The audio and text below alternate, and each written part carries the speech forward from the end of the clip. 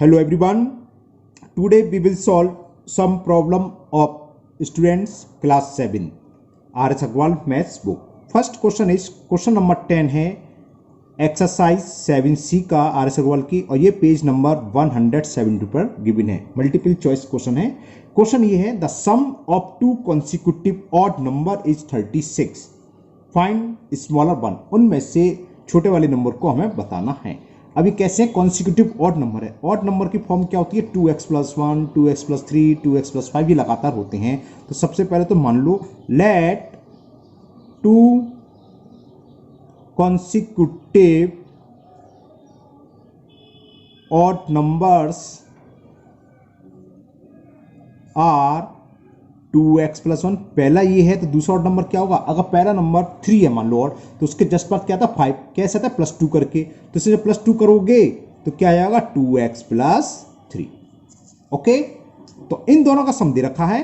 तो according to question first odd number 2x+1 plus second odd number 2x+3 और it is given is equal 36। Okay 2x+2x कितना हो गया 4x 3+1 4 is equal 36। तो 4x equal to कितना हुआ 36। 4 सामने जाएगा राइट हैंड साइड में तो माइनस का हो जाएगा -4। 36 में से आप 4 सब्ट्रैक्ट करोगे तो क्या आएगा 32। बिल्कुल ठीक सोच रहे हो। और 4 का डिवाइड कर दो तो x की वैल्यू निकलाई। तो x इज इक्वल 32/4। 4 से ये 8 टाइम कैंसिल तो 8 आ गई x की वैल्यू। ये तो x की वैल्यू आई। फर्स्ट नंबर क्या था 2x+1 तो x की वैल्यू इसमें पुट कर दो। तो first odd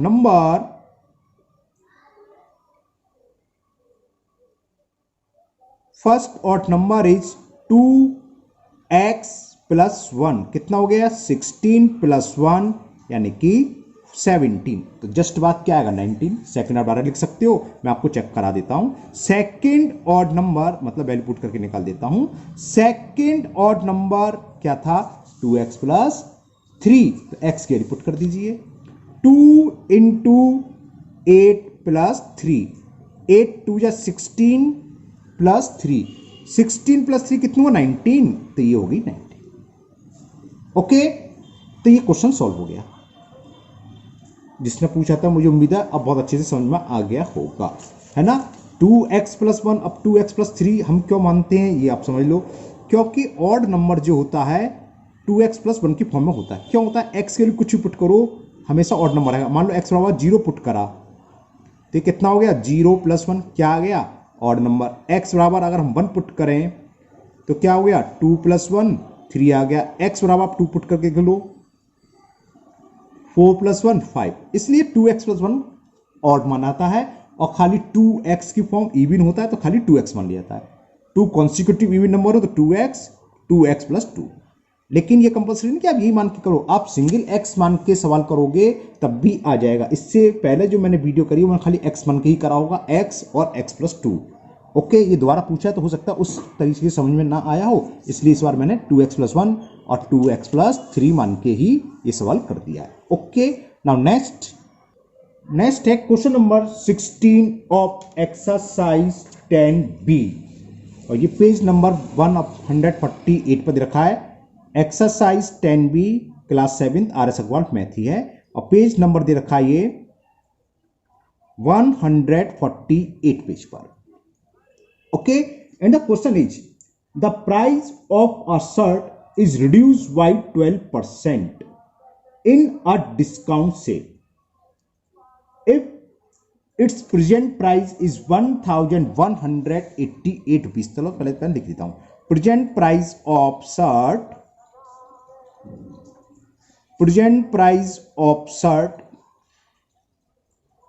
it is given 1188 rupees. तो find the its original price यानी कि कम होने से पहले जो इसका प्राइस था वो फाइंड करना है। और प्राइस रिड्यूस कितना हुआ है ये भी लिख देता हूं। Price reduce by 12%।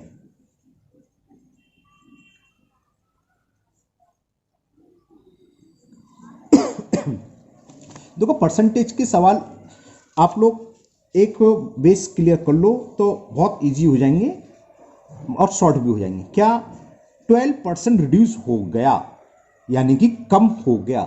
जो प्राइस ओरिजिनल प्राइस होता है, आप मानो एक तरीके से 100 है, 100% में है ना, जो 100% है ओरिजिनल है। जब 12% कम हो गया तो जरा 100 में से हम 12 माइनस कर दें, कम करना माइनस करना, तो कितना रह गया 88%, है ना। यानी कि जो भी उसकी कॉस्ट थी उस कॉस्ट का वो कितना रह गया, ओनली 88%, जो ओरिजिनल कॉस्ट थी। दो तरीके के सवाल होते हैं और ये बच्चों को अक्सर डाउट रहता है, तो ये मैं दोनों मेथड से सवाल करूंगा, है ना।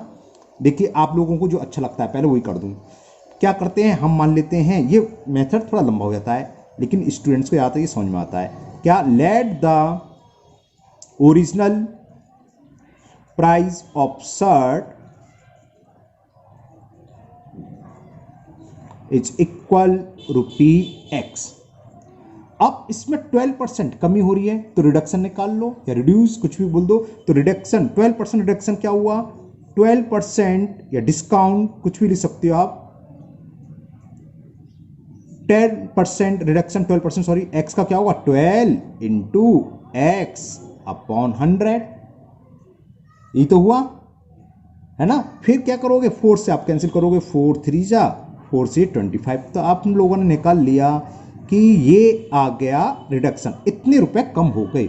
x रुपए की शर्ट थी, उसमें से 3x अपॉन 25 रुपीज कम हो गए, तो अब कॉस्ट क्या रह गई, प्रेजेंट कॉस्ट आ गई। मान लो 100 रुपीज थे, 20 कम हो गए, तो 100 में से 20 माइनस करोगे, तो प्राइस कॉस्ट था ये ओरिजिनल कॉस्ट, इतने रिड्यूस हो गए, रिडक्शन हो गया। तो अब original cost, sorry present cost क्या हुई शर्ट की, इसमें से इसको माइनस कर दें, है ना।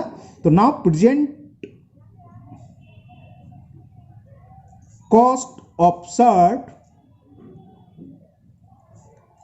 जो ओरिजिनल कॉस्ट है वो हमने x पे मानी है, और इसमें से ये कम कर दें क्योंकि ये कम हो गए हैं। x का मतलब x अपॉन 1, ये तो आपको अच्छे से पता है। अब 1 और 25 का एलसीएम ले लें, 25 का जब x में मल्टीपल करेंगे तो कितना आएगा 25x, 25 का 25 1 टाइम्स, अब 1 इंटू 3x, 25 में से 3 को सब्ट्रैक्ट करोगे तो 22x अपॉन 25 रुपीज, ये प्रेजेंट कॉस्ट ऑफ शर्ट आ गई। और ये हमें गिवन है, प्रेजेंट प्राइस या कॉस्ट एक ही बात होती है, ऑफ शर्ट इज 1188 रुपीज। इसका मतलब इसकी वैल्यू क्या है, दिस इंप्लाइज कि 22x अपॉन 25 इज इक्वल, समझ में आ गया ना, क्योंकि ये प्रेजेंट कॉस्ट है और प्रेजेंट कॉस्ट हमें दे भी रखी है 1188। बस x को सॉल्व कर लो क्रॉस मल्टीपल करके, 1188 इंटू 25 ऊपर जाएगा तो अपॉन में 22 नीचे, 11 से कैंसिल करें, 11 2 जा, इसमें 50% बच्चे गलत कर देते हैं, 11 बन जाए 11 और 11 8 जा 88 लिख देते हैं।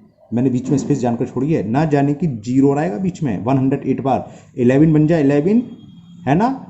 फिर सेपरेट को जीरो, हम क्या करते हैं एक एक करके तो ब्रिंग डाउन करते हैं, 8 ब्रिंग डाउन करा तो 8 में तो जाएगा नहीं, तो ना जाने की जीरो नहीं, हमने देखा अक्सर क्योंकि हम चेक करते हैं, आपको पता है 50% बच्चे 1 और 8 लिख देते हैं, इसलिए मैंने बीच में स्पेस छोड़ दी, 108 आएगा। अब ये मैंने कर दिया, ओके 2 से कर दो, 2 1 जा 2 5 जा 2 4 जा, तो x की वैल्यू क्या आई 25 4 जा 100 कैरी 10 और 25 5 जा 125, 125 और 10 135, तो ये कॉस्ट हुई original cost of shirt. So original cost of shirt is equal 1350, यानी कि रिडक्शन से पहले जो शर्ट की कॉस्ट थी वो थी 1350 रुपीज। ओके, तो ये होगी ओरिजिनल कॉस्ट, ये आप लोगों को समझ में आ गया होगा। तो जरा देखें ये क्वेश्चन हमने कहां से स्टार्ट करा था, ये यहां से स्टार्ट करा है ना, प्रेजेंट कॉस्ट ऑफ शर्ट और रिडक्शन, और ये सम सॉल्व करते चले और ये आ गया। अब जरा एक दूसरा मेथड और समझ लो जो मैं समझा रहा था, इस मेथड को समझ लो तो थोड़ा शॉर्ट हो जाते हैं। देखो क्या था, हमने वो तो मानेंगे, let original cost of shirt be ₹X। अब 12% जब रिड्यूस हो रही है, after reduction 12%, after reduction 12%, new cost of shirt क्या होगी? 100 में से आप 12 माइनस कर दो। 12% होता है ना, अभी ऊपर समझाए थे, 100 मानते हैं 100% पूरी की होती है 100%, बढ़ रही है तो 112%, 100 में 12 ऐड कर दो, कम हो रही है तो 100 में से माइनस कर दो। तो after reduction 12% new cost of shirt will be 100 minus 12, ये हो जाएगा 88%। में ब्रैकेट में लिख देता हूं कैसा है, 100 माइनस 12 करके आया 88%, ऐसा है ये। इतनी परसेंट रह जाएगी, 88% ऑफ ओरिजिनल कॉस्ट। तो ओरिजिनल कॉस्ट का 88% क्या होगा?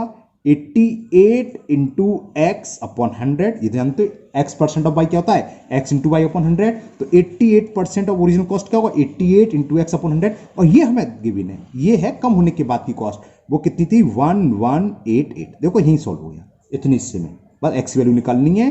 तो x is equal to 1188 into 100 upon 88। वो आगे देखो 11 से कैंसिल करा, 11 से 8 बार, 11 बन जाए 11। ओके, फिर हमने क्या करा? 4 से 4 2 जा, 4 से ये 25 बार और 2 से 52 टाइम्स, और जब मल्टीपल करा, ऊपर मैं मल्टीपल कर ही चुका हूं, तो 1350 हो गया। ये हुई क्या? Original cost. तो ये कहां, यहां से स्टार्ट करा और यहीं खत्म हो गया, है ना। और वैसे आप में ये देखो, ये चल रहा है, ये सब चला आ रहा है। लेकिन फिर भी मैं ये कहूंगा जो आपको अच्छा लगे उसी मेथड से करें, ये नहीं कि मैं कह रहा हूं तो आप करें। कुल मिलाकर आपका क्वेश्चन सही होना चाहिए, लेकिन इसकी प्रैक्टिस कर लें, ये इससे टाइम बचता है कंपटीशन वगैरह में, तो ऐसे करने पड़ते हैं ना। चलिए नाउ नेक्स्ट क्वेश्चन पूछा गया है, क्वेश्चन नंबर 20। चलिए इसको करते हैं। क्वेश्चन नंबर 20 इसी एक्सरसाइज का है, and the question is the salary of an officer is increase by 20%, by what percentage should the new salary be reduce to restore the original salary. Question का मतलब क्या है? कोई ऑफिसर की salary 20% बढ़ा दी गई, बाद में लगा भी गलत बढ़ा दी ओके, तो उसने कहा अब कितने परसेंट कम कर दें, मतलब जो बढ़ गई, जैसे 100 रुपए थी, 20% बढ़ा दी, तो 100 का 20% क्या होता है? 20 रुपीज, तो बढ़कर होगी 120। अब 120 का कितना परसेंट कम करें कि सैलरी पहले की तरह हो जाए? तो सबसे पहले तो हम ओरिजिनल सैलरी मान लेते हैं, यानी कि ओरिजिनल से मतलब जो बढ़ने से पहले है। तो लेट द ओरिजिनल सैलरी, ये अच्छा सवाल है, let the original salary be ₹100। हमने मान ली 100 रुपीज सैलरी है, तो अब 20% इंक्रीज कर रहे हैं। तो आफ्टर 20%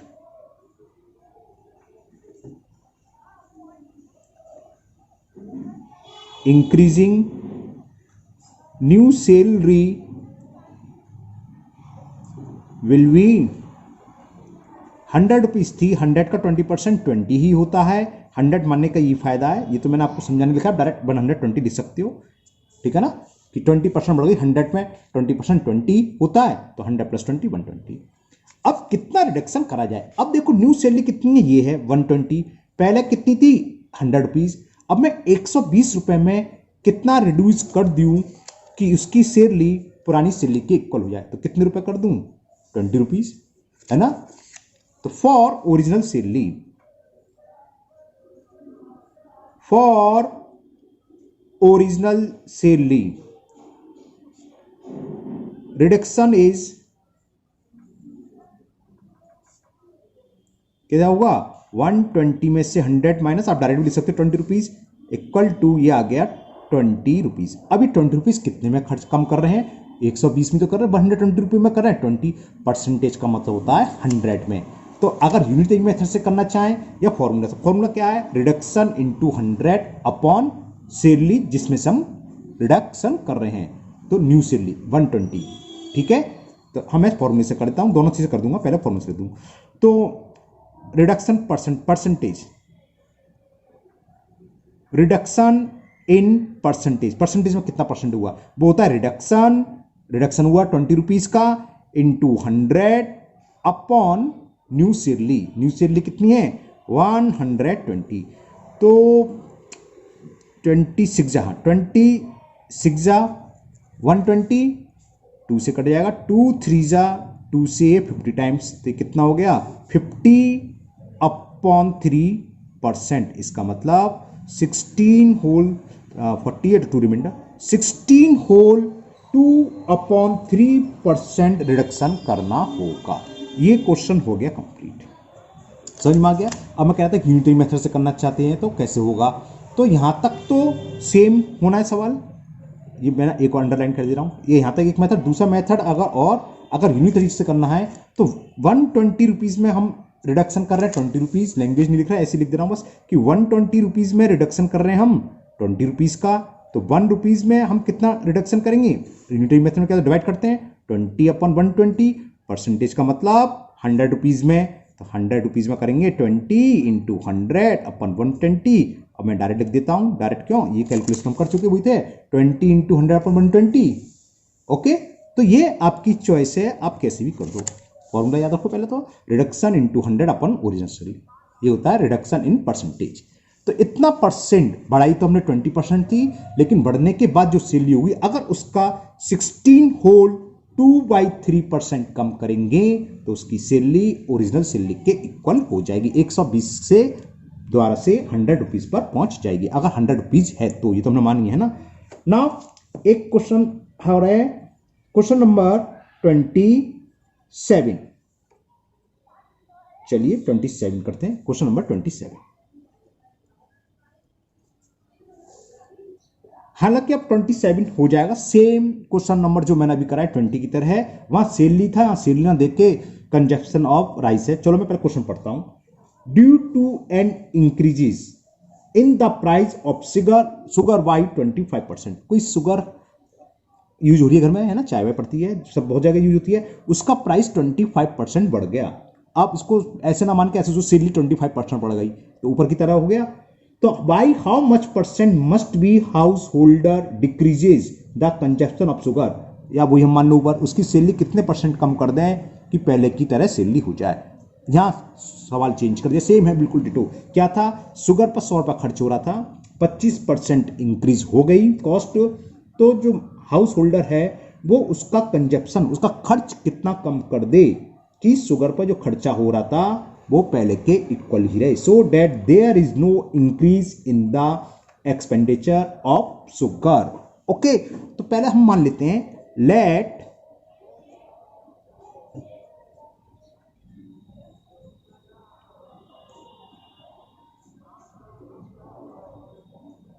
हमने मान लिया शुगर पर जो खर्च हो रहा है 100 रुपए, let expenditure on sugar is 100 rupees. तो अब 25% क्या हुए, प्राइस बढ़ गए। आफ्टर इंक्रीजिंग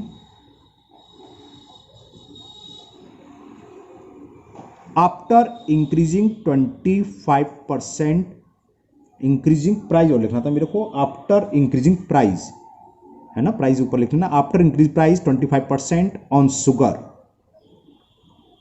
तो क्या होगा, न्यू कंजप्शन या न्यू एक्सपेंडिचर ऑफ शुगर क्या होगा, ऑन शुगर 25% बढ़ गया। 100 का 25 क्या होता है, 25 ही होता है, तो 100 रुपए जो शुगर थी वो आएगी 100 + 25 की 125 पीस। तो जो शुगर पहले 100 रुपए की आ रही थी वो 125 रुपए में आ रही है, 125 रुपए। अब उसको कितना कमी कर दे कोई आदमी, कितना परसेंटेज खाना कम कर दे जिससे कि पहले के बराबर खर्च हो, जो 125 रुपए खर्च हो रहा है वो 100 के ही बराबर हो, 100 के इक्वल हो, तो क्या वही माइनस कर दें, है ना, वही तो होगा, माइनस कर दो, तो लिख दो डिक्रीजिंग